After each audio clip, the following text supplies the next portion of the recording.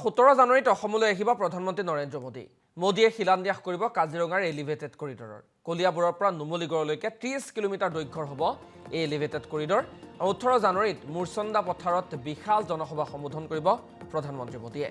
মোদীৰ আগমনৰ পূৰ্বে নগাঁও জিলা প্ৰশাসনৰ ব্যাপক তৎপৰতা।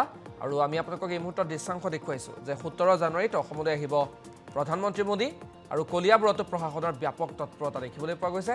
কলিয়াবৰৰ পৰা সতীৰ্থ বিকাশজ্যোতি বৰুৱাৰ এটা প্ৰতিবেদন আগবঢ়াইছোঁ। নিশ্চয়কৈ কলিয়াবৰবাসীৰ বাবে এক সুখৰ খবৰ, কিয়নো কলিয়াবৰলৈ আহি আছে 18 জানুৱাৰী তাৰিখে দেশৰ প্ৰধানমন্ত্ৰী নৰেন্দ্ৰ মোদী ডাঙৰীয়া। আৰু সেই নৰেন্দ্ৰ মোদীয়ে আহি পেলাই কাজিৰঙাৰ যি এলিভেটেড কৰিডৰ আছে আৰু এই কাজিৰঙা এলিভেটেড কৰিডৰৰ শুভাৰম্ভণি কৰিব। তাকে লৈ পেলাই কলিয়াবৰৰ যি মুৰচন্দা পথাৰ আছে, মুৰচন্দা পথাৰত এখন বিশাল সভাৰ আয়োজন কৰা দেখিবলৈ পোৱা গৈছে। মই পোনে পোনে ইয়াৰ স্থানীয় লোকৰ পৰা কিছু মন্তব্য ল'বলৈ চেষ্টা কৰিম আৰু পৰিৱেশটো দেখাব ভিডিঅ' জাৰ্নেলিষ্ট পাৰ্থই দেখাব পৰিৱেশটো। মই অকণমান আপোনালোকৰ ওচৰলৈ আহিছোঁ। দাদা, ইয়াতে মুৰচন্দা পথাৰত আহি পেলাই দেশৰ প্ৰধানমন্ত্ৰী পোনপ্ৰথমবাৰৰ বাবে প্ৰধানমন্ত্ৰী আহিব, অনুভৱ কেনেকুৱা, আপোনালোকৰ প্ৰস্তুতি কেনেকুৱা কৰিছে? অনুভৱ সঁচাকৈ আমি বৰ আনন্দিত হৈ আছোঁ। এজন দেৱতাৰ পদাৰ্পণ হ'ব বুলি অনুভৱ হৈ আছে। কাৰণ বিশ্বৰ শক্তিশালী নেতাৰ ভিতৰত ভাৰতৰ প্ৰধানমন্ত্ৰীজন এজন শক্তিশালী প্ৰধানমন্ত্ৰী। সেয়েহে এনেকুৱা এজন শক্তিশালী প্ৰধানমন্ত্ৰী আমাৰ কলিয়াবৰত, তাতে এই মুৰচন্দা পথাৰত আহি তেখেতৰ পদধূলা দিব। আৰু আমি এই কাষতে থকা গাঁওখনৰ গাঁওবাসী হিচাপে আমি বহুত আনন্দিত হৈ আছোঁ তেখেতক আদৰিবৰ কাৰণে, তেখেতক সেৱা ধৰিবৰ কাৰণে। আৰু আমাৰ লগতে সমগ্ৰ নগাঁও জিলাৰ লগতে সমগ্ৰ কলিয়াবৰবাসী ৰাইজো তেখেতক আদৰিবৰ কাৰণে প্ৰস্তুত হৈ আছে। আৰু এয়া আপোনালোকে দেখিছে, এয়া প্ৰস্তুতি পূৰ্ণ গতিত চলি আছে। ইয়াৰ সম্পূৰ্ণ নেতৃত্ব দিছে আমাৰ কলিয়াবৰৰ বিধায়ক তথা অসম চৰকাৰৰ কেবিনেট মন্ত্ৰী কেশৱ মহন্তদেৱে। আৰু তেখেতক সংগ দিছে অসমৰ জনপ্ৰিয় মুখ্যমন্ত্ৰী হিমন্ত বিশ্ব শৰ্মাদেৱে। সকলোখিনি দিহা পৰামৰ্শ দি এই গোটেই কামখিনি আগবঢ়াই আছে। আৰু আমি বৰ উৎসাহিত হৈ আছোঁ 18 তাৰিখৰ দিনা ভাৰতৰ প্ৰধানমন্ত্ৰীজনে আহি আমাৰ এই মুৰচন্দা পথাৰত আহি পদাৰ্পণ হ'ব। যিমান দূৰলৈকে জানো প্ৰধানমন্ত্ৰী হিচাপে সভা এইখন কলিয়াবৰত প্ৰথম। হয়, কলিয়াবৰত আমি জনাত আপোনাৰ প্ৰথমবাৰলৈ প্ৰধানমন্ত্ৰীজন কলিয়াবৰলৈ আহিব। আৰু ইয়াত আমি কৰিবলগীয়াটো আমি তেখেতক মাথো আমি সেৱাহে ধৰিব পাৰোঁ।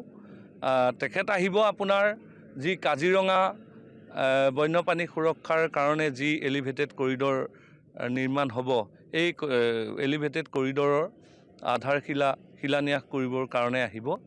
তেখেতে আহি আমাৰ যি এলিভেটেড কৰিডৰৰ শিলান্যাস কৰিবহি। স্থানীয় ব্যক্তি হিচাপে যিহেতু প্ৰধানমন্ত্ৰী ডাঙৰীয়া আহি পেলাই এলিভেটেড কৰিডৰকে ধৰি পেলাই অসমৰ কেইবাটাও কৰ্ম লৈ পেলাই ইয়াতে কলিয়াবৰৰ পৰাই তেওঁলোকে সভা আৰম্ভ কৰিব, স্থানীয় লোক হিচাপে আপুনি কি ক'ম? পূৰ্ণ গতিত প্ৰস্তুতি চলি আছে, মনৰ উৎকণ্ঠা বাঢ়ি আহিছে। কেতিয়া তেখেতক লগ পাওঁ, আঁতৰৰ পৰা চাবলৈ হ'লেতো লগ পাম। গতিকে আমাৰ এনেকুৱা উৎকণ্ঠা বাঢ়ি আছে যে প্ৰধানমন্ত্ৰী মোদী ডাঙৰীয়া আহক, আমি তেওঁৰ চৰণ যুগলত পাৰিলে ধৰিবৰ কাৰণে চিন্তা কৰি আছোঁ। যদি সুবিধা হয় তেওঁৰ চৰণ যুগল ধৰি পানী খাবৰ কাৰণে আমি ৰেডি। কিয়? কাৰণ তেখেতৰ দেৱতুল্য এজন মানুহ। তেখেতৰ নেতৃত্বত ভাৰতবৰ্ষত যিদৰে আপোনাৰ উন্নতি শিখৰত পৰিণত হৈছে, লগতে আমাৰ অসমৰ যি উন্নতি হৈছে মাননীয় মুখ্যমন্ত্ৰী হিমন্ত বিশ্ব শৰ্মা দেৱৰ নেতৃত্বত। তেখেতকতো আমাৰ নামঘৰততো আমি ভৰি ধৰি পেলাই পানী খাইছোঁৱেই। তেওঁ অহাৰ লগে লগে আমাৰ নামঘৰ পবিত্ৰ হ'লেই পালনাম নামঘৰ। গতিকে এইসকল ব্যক্তি আহিলে মুৰচন্দা পথাৰত যি শক্তিশালী হ'ব, মানুহৰ মনৰ যিটো শক্তিশালী হ'ব, সেই শক্তিশালী হ'ব। আগন্তুক যি বিধানসভা নিৰ্বাচন হ'ব, এই নিৰ্বাচনত আমি তেখেতসকলক জিকাবৰ কাৰণেও আমি ধৰি লওক আমি পূৰ্ণ প্ৰস্তুতি আমি চলাম আৰু। মই নিশ্চয়কৈ ক'ব লাগিব আৰু এয়া হৈছে মুচন্দা পথাৰৰ কাষৰ কলিয়াবৰীয়া যি ৰাইজ আৰু ৰাইজৰ উৎসাহ উৎকণ্ঠা এতিয়া বৃদ্ধি পোৱা দেখিবলৈ পোৱা গৈছে।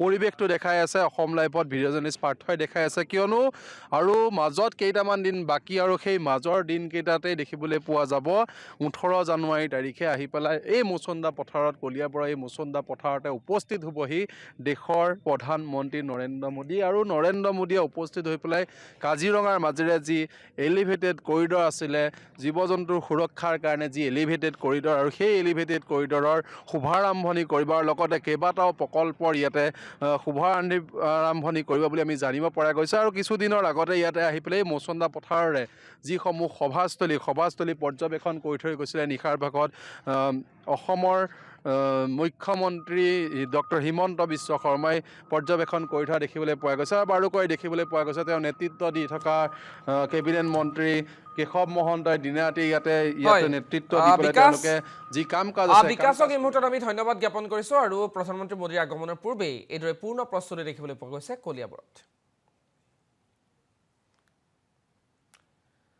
আৰু এই মুহূৰ্তত এটা পলিটিকেল ব্ৰেকিং নিউজ। আজি অজিত কুমাৰ ভূঞাই আনুষ্ঠানিকভাৱে যোগ দিব অসম জাতীয় পৰিষদত।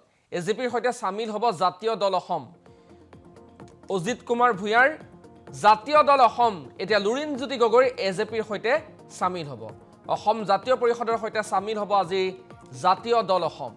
অজিত ভূঞাৰ নেতৃত্বত গঠন হৈছিল জাতীয় দল অসম আৰু দিনৰ 11 বজাত PWD কনভেনশ্যন চেণ্টাৰত চামিল হ'ব দুয়োটা দল।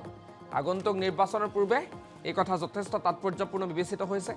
বিভিন্ন সময়ত দেখিবলৈ পোৱা যায় যে জাতীয় দল অসম জেডিএ অজিত ভূঞাৰ জেডিএ আৰু অসম জাতীয় পৰিষদৰ সভাপতি লুৰিণজ্যোতি গগৈ বা এজেপি দলটোক একেলগে দেখিবলৈ পোৱা যায়। তেওঁলোকে বিগত নিৰ্বাচনসমূহতো মিত্ৰতাত আছিল বিৰোধী ঐক্যৰ সৈতে আৰু এইবাৰো আচলতে বিৰোধী ঐক্যৰ যি মিত্ৰতা সেই প্ৰসংগ উত্থাপন হৈ থকাৰ সময়তেই অসম জাতীয় পৰিষদত আজি আনুষ্ঠানিকভাৱে চামিল হ'ব জাতীয় দল অসম।